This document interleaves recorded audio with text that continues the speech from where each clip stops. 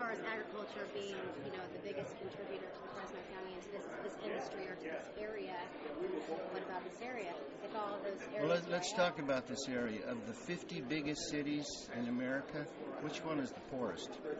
Do you know? Fresno.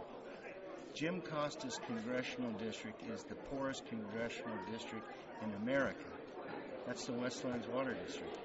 There's wealth being generated out there, but it's flowing to very few people. That's the poorest congressional district in America.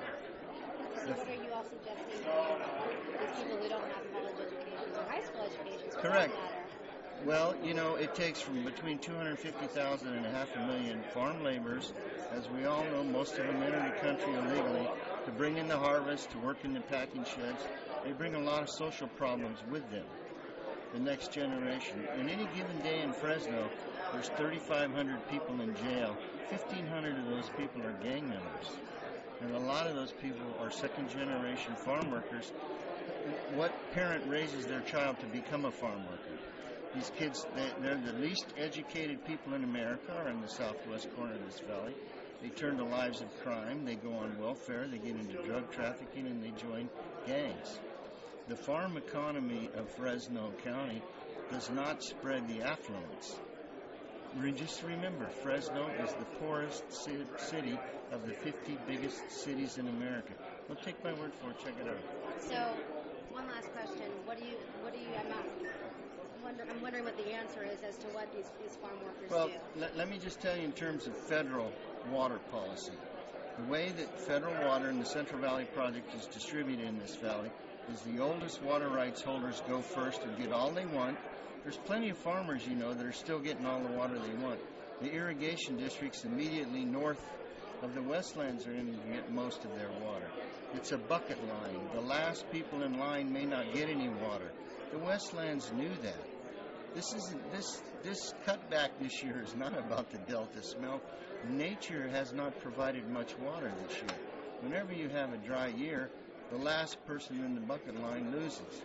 Now, if you want to go see a great movie and you get to the line late and you get up to the ticket window and they say the theater is full, there's no tickets left, that's your tough luck. Well, that's exactly how it works in the water world. That didn't answer my question.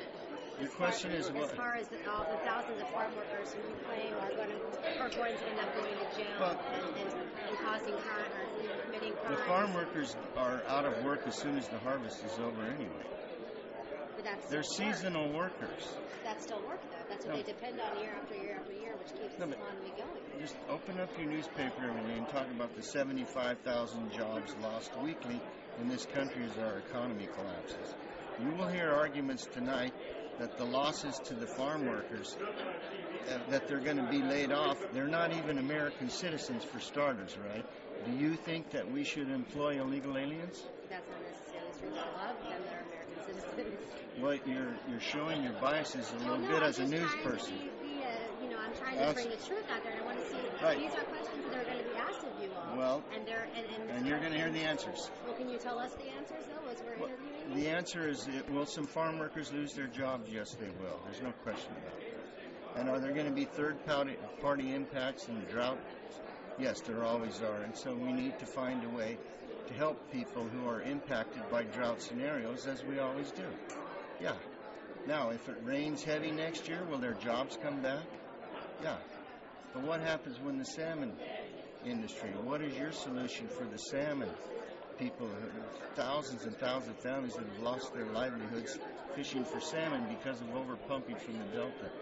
Look at the state of California has issued permits for several times more water than actually exists.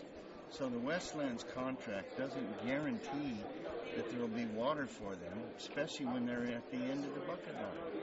So yeah, people are going to get hurt. They're getting hurt all over the American economy every day. Thousands of people are being laid off every day in California, making much more money than farm workers. Does that help answer your question? Kind of. Okay. All right. Anything else you want to add? No, that's fine. I hope you